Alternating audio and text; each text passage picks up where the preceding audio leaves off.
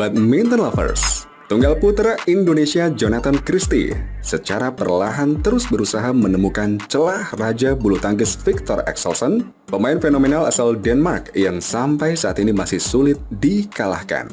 Jonathan terus mengumpulkan persiapan untuk menuju BWF World Tour Finals 2023 yang akan bergulir pada 13-17 Desember 2023 di Hangzhou, China.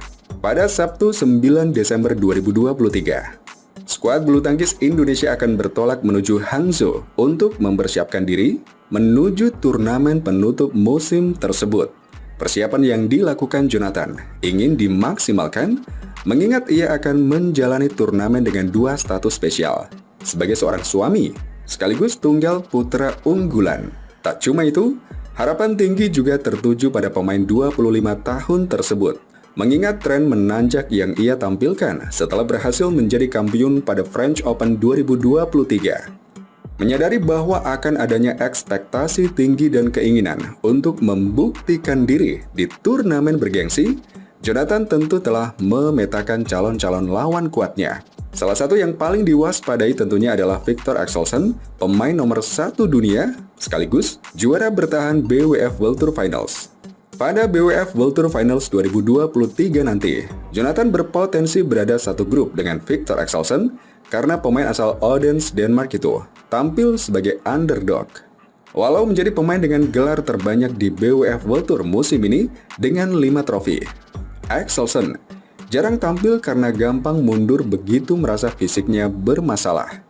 Sepanjang tahun 2023, juara turnamen finals 4 kali itu hanya mengikuti 11 turnamen BWF World Tour. Padahal sebagai pemain top, dia minimal bertanding 12 kali dan ini tanpa menghitung BWF World Tour Finals. Hal ini membuat Axelsen tidak masuk ke 4 besar pada ranking akhir Race to Hangzhou. Dia hanya menempati peringkat 5 hingga berstatus sebagai non-unggulan. Menyadari ada resiko menghadapi Axelsen sejak babak penyisihan grup, Jonathan yang berstatus unggulan kedua mempersiapkan amunisi sebanyak-banyaknya. Saat berbicara dengan Bola.sport.com dan awak media lainnya pada Rabu 6 Desember 2023 di Pelatnas Cipayung, Jakarta, Jonathan membeberkan bahwa persiapannya tak hanya soal teknik.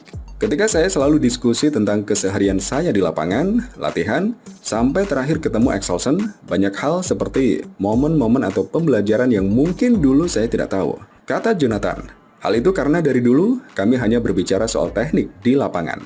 Tetapi kami tidak berbicara soal bagaimana dari segi psikologi bahwa ternyata ada beberapa hal yang saya tidak tahu dia melakukan itu atau tidak, tetapi ilmunya ada. Memang beberapa pergerakan, cara dia melakukan suatu gerakan, ada hal yang perlu dipelajari. Jelasnya, tahun ini, Jonathan berhadapan dengan Axelsen sebanyak 4 kali dan selalu kalah.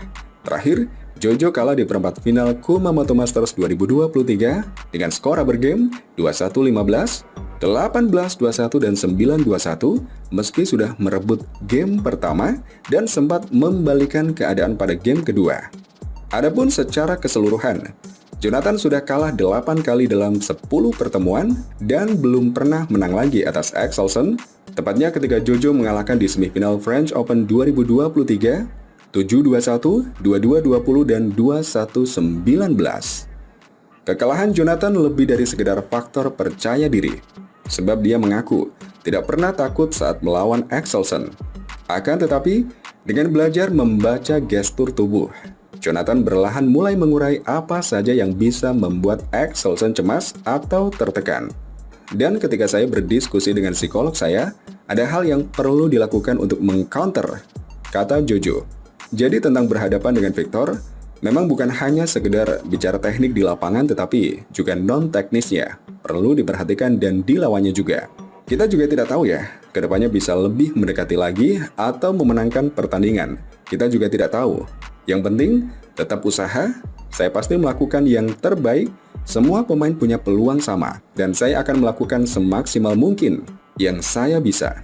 Strategi juga bukan hanya strategi bermain, tetapi juga bagaimana kita memancing emosi. Hal itu karena kami dipancing emosi, itu salah satu strategi juga. Salah satunya, seperti saat kami menghadapi intimidasi Viktor, jelasnya.